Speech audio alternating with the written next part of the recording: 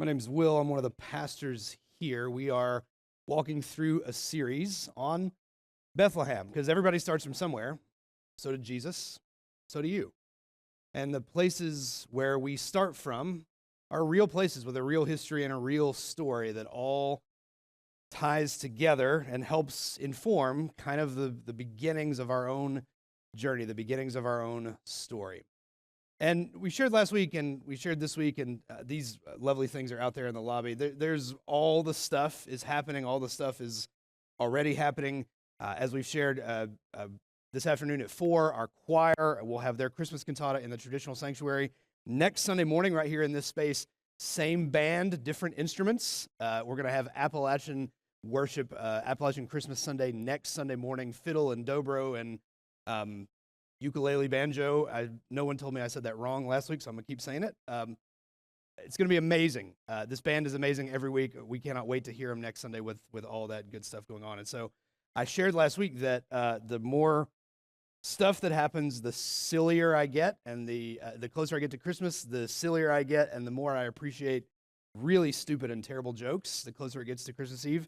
And I appreciate very much that you all are good listeners, and everyone spent the whole week just sending me their stupidest jokes, which I really appreciate. Would you like to hear my favorite / least favorite or best worst joke?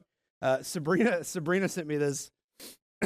Oh man, what is what is the difference between a camera and a sock? A camera is for photos, but a sock is for 5 toes. That's good. That was a good mixture of emotions. That's good. That's what we're going for. That joke is so stupid, I can't stand it. It's so great. This is only the 8th, my friends. So, speaking of socks and toes, my wife, Alex, is having surgery on Wednesday she's had plantar fasciitis for a long time. They've got to cut a tendon that's attached to a bone spur, and she won't be able to walk or drive for about 3 weeks. So we appreciate your prayers. Please send more jokes this week. We will both appreciate that. Please pray for Alex for her surgery, and she will have to put up with my driving for 3 weeks, which means she will arrive more slowly to the places that she is going. So prayers, rest assured, I will make that same joke in the second service when she's sitting right here too, so worry you not about that. We gather in this space in the midst of all of the things to try to center ourselves. And as part of what we do at Advent is we not just Powell Church, but we churches that do Advent, always try to center ourselves around very basic and very strong things, because we need basic and we need strong this time of year to kind of cut through some of the noise. And so we always, church world, talk about hope and love and joy and peace this time of year. And we spoke last week on the idea that hope multiplies in the resurrection, that the story that we tell here at Advent is always going there to the cross at Easter, to an empty tomb, and all these things, these strong, simple truths, they cut through and then multiply in the resurrection, and love very much the same. Here's where we pick up the story of love and the story of Bethlehem this morning in the Old Testament. As we've shared, Bethlehem shows up in the New Testament 8 times, all in the early Matthew and Luke portions, but it's in the Old Testament dozens of times. And here's one of those places it shows up. This is Ruth, the story of Ruth. And we begin, like you do, in the beginning. This is Ruth 1 in verse 1. In the days when the judges ruled, there was a famine in the land. So a man from Bethlehem in Judah, together with his wife and 2 sons, went to live for a while in the country of Moab. The man's name was Elimelech. His wife's name was Naomi, and the names of his 2 sons were Mahlon and Chilion. The family was Ephrathites from Bethlehem in Judah, but they went to Moab and lived there. Now Elimelech, Naomi's husband, died. She was left with her 2 sons. The 2 sons married Moabite women, so read, not Jewish. The 2 sons married Moabite women, one named Orpah and the other named Ruth. And after they had lived there about 10 years, both Mahlon and Chilion also died, Naomi was left without her 2 sons and her husband. Bethlehem, as we shared last week, not an easy place. The word itself, as we talked about last week, means either house of bread or house of meat. Either way, my buddy Dave Graybill, that wrote this book that this sermon series comes from, Dave points out that either way, whether it's the house of bread or the house of meat, the note that there's a famine there is striking and unusual. Dave writes that it would be like saying, I'm looking for volunteers, so I have to leave Tennessee. That there shouldn't be famine in the house of bread or the house of meat. But that's what happens. The famine is so severe that Naomi and Elimelech and their 2 sons leave, and they don't just leave Bethlehem, they leave their people, they leave the tribes, they leave what will become Israel and travel outside to Moab. 2 boys marry Moabite women, and then tragedy befalls. And keep in mind, it's a long 10 years. They're not in Moab. They're not in Moab for 5 minutes. They're in Moab for more than a decade. When Naomi's husband dies, then the 2 boys die, and so she's left with no husband and no sons in a time and a culture that would have been especially vulnerable for her to be there with no husband and no sons. And she's not Moabite, she's Jewish. And so this incredibly vulnerable situation takes place. These incredibly hard things have happened. Naomi hears that food has returned to the house of bread and or meat. And so Naomi decides to go back to Bethlehem. But she tells her 2 daughters-in-law, stay. There's nothing left for you in Bethlehem. And there's nothing left for you with me. And the 2 daughters-in-law, they don't want to do that. They want to go with her. But she says, look, like I have no more sons to offer you. Yes, even if I got married today and had a son today, you would have to wait 12, 15 years to then be married to a 12 or 15-year-old boy. Like there's nothing, no good can come of this. Stay. And Orpha, the one, does that, and they cry, and there's tears, and she decides to stay with her people and make her own life. But Ruth, if you know this story before, Ruth is stubborn in the good ways. And Ruth, when Naomi begs her to stay in Moab, Ruth gives this response in Ruth 1 and verse 15. Naomi says, look, your sister-in-law is going back to her people and her gods. Go back to your people, go back to your gods, go back with her. But Ruth replied, stop it.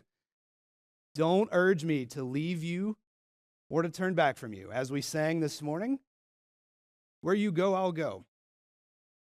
And where you stay, I'll stay. Your people will be my people, and your God will be my God.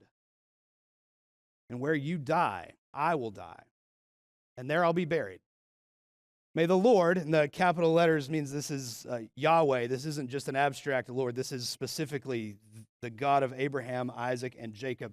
Even for this Moabite woman, may the Lord deal with me, be it ever so severely, if even death separates you and me.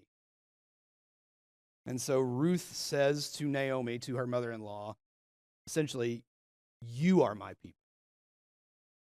And I'm with you. And we're in this together, which is the only way to do any hard thing. And they're going to go back together. A widow, a sonless widow, and her non-Jewish daughter-in-law. She's not doing it because it's going to be easy. She's not doing it because her odds of finding someone, or her odds of, quote-unquote, a better life seem better in Moab than in Bethlehem. But to Ruth, Naomi is her people.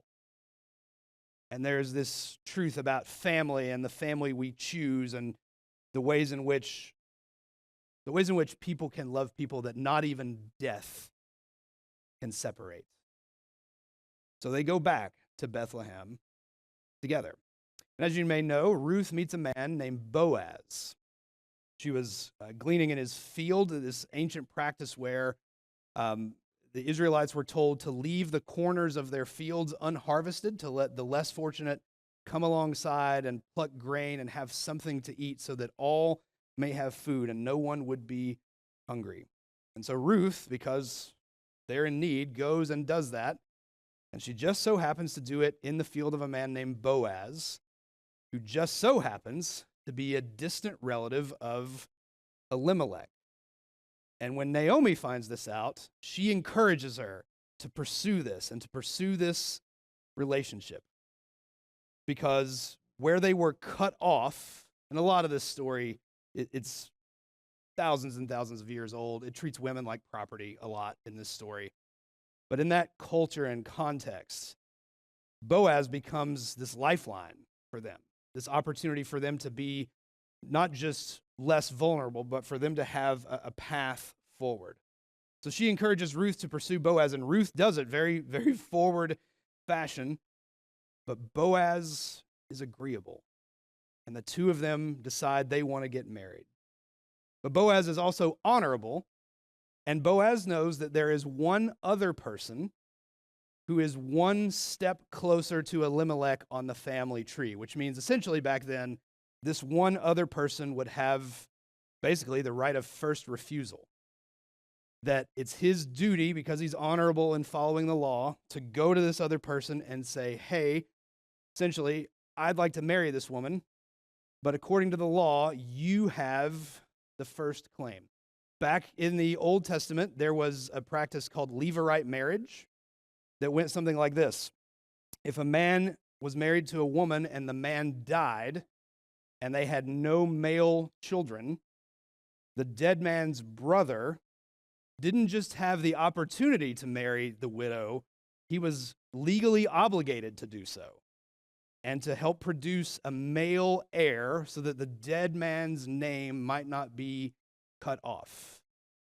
Again, why is Powell Church so weird? The Bible's kind of weird. Bethlehem, a place where contradictory kinds of things can kind of find their way together. We saw that last week with Rachel and Leah and Jacob, and it's here in this story too. And Boaz knows the rules and the law, and Naomi knows them. That's why she asked Ruth to pursue this person. They're looking for what's called a kinsman redeemer or a guardian redeemer in this story. And Boaz says, I want to be with you, but first we got to check with this one other guy. So that's what they go and do. This is in Ruth 4 in verse 7. This, again, if you're looking for just a great one-off random Bible verse, this is a good one. Now, in earlier times in Israel, for the redemption and transfer of property to become final, one party took off his sandal and gave it to the other. This was the method of legalizing transactions in Israel, the word of God for the people of God. Thanks be to God. So, the guardian redeemer, this is the person who's one step closer on the family tree, one branch closer. The guardian redeemer said to Boaz, buy it yourself. And he took off his sandal. Boaz announced to the elders and all the people, today, you are witnesses that I have bought from Naomi all the property of Elimelech, Kilion, and Mahlon. I have also acquired, again, it's property language, it's gross, that's just the culture and the context. I've also acquired Ruth the Moabite, Mahlon's widow, as my wife, in order to maintain the name of the dead with his property, so that his name will not disappear from among his family or from his hometown. Today you are witnesses. And the elders and all the people at the gate said, we are witnesses. May the Lord make the woman who's coming into your home like Rachel and Leah, who together do things that seem contrary but work together. Together built up the family of Israel. May you have standing in Ephrath and be famous in Bethlehem. It's a good story, and it ends really nicely, and it's a nice way for us to kind of say, oh, look, this ancient Levirate marriage practice, here's how it's meant to be, all this other stuff. Except, when you read commentaries on this, they're often quick to point out, actually, we don't think this is Levirate marriage at all. One commentary I read this week that came from the Religious Studies Center at BYU said, we know this isn't Levirate marriage because she didn't spit in the other guy's face. And I thought, well, that's interesting. We got to follow up on that. Turns out, if you look in Deuteronomy 25, here's the law that we think they're trying to follow. This is Deuteronomy 25 and verse 8. So this is the way the law is written. If a man dies and they go to the brother or the kinsman redeemer and say, you got to marry this person, and as I'm sure happened from time to time, the guy was like, no thanks. I'm sorry.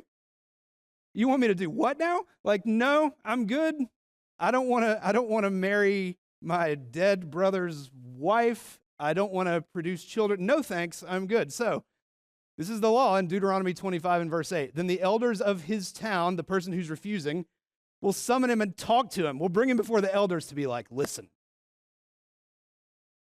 If he persists in saying, I do not want to marry her, his brother's widow shall go up to him in the presence of the elders, take off one of his sandals, spit in his face, and say, this is what is done to the man who will not build up his brother's family line. That man's line shall be known in Israel as the family of the unsandaled. Also an excellent one-off Bible verse if you're looking for one. So, maybe it's not Levirate marriage because she certainly didn't spit in his face. But I would submit to you, one, these are real people in real times and a real story in place. In the space between Deuteronomy and Ruth, the people of Israel may have said, this law is kind of a lot. And maybe we could find ways to, make this whatever. This transaction between Ruth and Boaz and the kinsman redeemer who says, buy it yourself, this seems to be celebrated. The elders are witnesses. May you build up this house. May you make a name for yourself. May you be famous in Bethlehem like Rachel and Leah and build up the house of Israel, which, by the way, she will. Ruth is David's great-grandmother, and that also makes her not only part of the house of David, but part of the house of Jesus of Nazareth. But all that to say, this thing that takes place between Ruth and Boaz seems to be taking place for more than just legal matters. This is not, he's not marrying her for a green card, if you will. Something more is going on here. And we would say, we think that something more is, love, which is a good thing and a beautiful thing and something we bring ourselves together to celebrate. And this story is kind of weird, and Levirate marriage is kind of weird, but the way this story helps me in the stress and the silliness and all this is it helps me remember that if all these things are pictures of the way, all these stories in the Bible, pictures of the way of the relationship between God and human beings, it helps me remember that God doesn't do the things he does for us just because he's supposed to. God does not save us because he's contractually obligated to. First of all, he's God. He can do what he wants. But sometimes theologically we kind of box in God with his own perfection and his own rules and all other stuff, and we say, well, yes, but he has to do this because he's this, or this. But no one wants to be loved just because they have to be. And I don't think that's what this is about. I don't think that's what Bethlehem's about at all. God doesn't come and love us. God isn't our redeemer out of contractual obligation or some kind of cold godness that he has to do because he's God. That's no kind of marriage, no kind of future. I think this God moves and operates with love in the driver's seat. That is a good way to be. The other commentaries talk about that the most common occurrence, if this is not Levirate marriage, why do they go through the whole thing? Why the business with the taking off of sandals and all that other stuff? The most common reason people take off their shoes in the Bible is because they believe the ground is holy, right? And there's this truth that we talk sometimes about, the fact that if we're in Jesus Christ, the Holy Spirit goes with us. Now for us, the ground is always holy. So no matter where you are, not just the preacher on the stage, right? But no matter where you are, the ground has some holiness to it. But I'd also submit to you that there's no holier ground than love. And if you think about the language we use sometimes, we talk about marriage sometimes as we were originally created naked and unashamed. And a good marriage is two people bringing themselves as they are, being seen and known and loved by the other person, and seeking to grow in all of their nakedness in all those ways together. I think it's a great metaphor for marriage, but it doesn't always work exactly right for all of our other relationships. But maybe just consider this. Think about who gets to see your feet. How many people see your feet? I bet it's not many. Now listen, I like flip-flops in the summertime too, so like maybe flip-flops are the exception to the rule. How many people see your feet on a regular basis? I bet it's not many. But I bet the people who do, I bet those are your people. The places where we feel comfortable to kick off our shoes and our socks and just be. And the places where, like, you don't even think it's weird, right? Like, if I went home and Alex took her shoes off and I was like, well, that's weird. That would be bad, right? It's the holiest ground there is. The ways in which we get to love each other.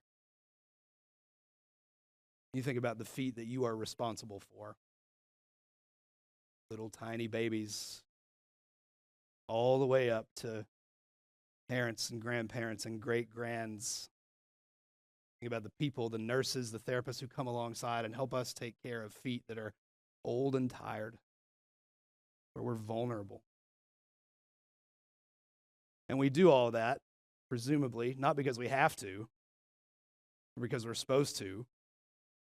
We say, well, I'm your daughter, so I'm contractually obligated to help take care of your feet.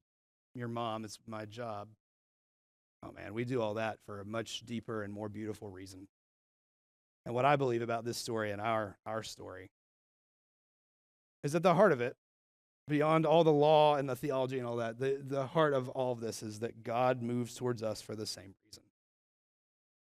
That there is no holier ground than love. And we get a chance to do that for each other every day. And there's no more important place to do it than with the people who trust you with their feet and who you trust with yours. And so a blessing this morning on our people. Where you go, I'll go. Where you stay, I'll stay. Our people, no matter how they got there or how it started or any of those ways. Thanks be to God, we get to be in this together. Not because we have to be, or we should, but because we love each other. And when that gets to drive, that's what it's all about.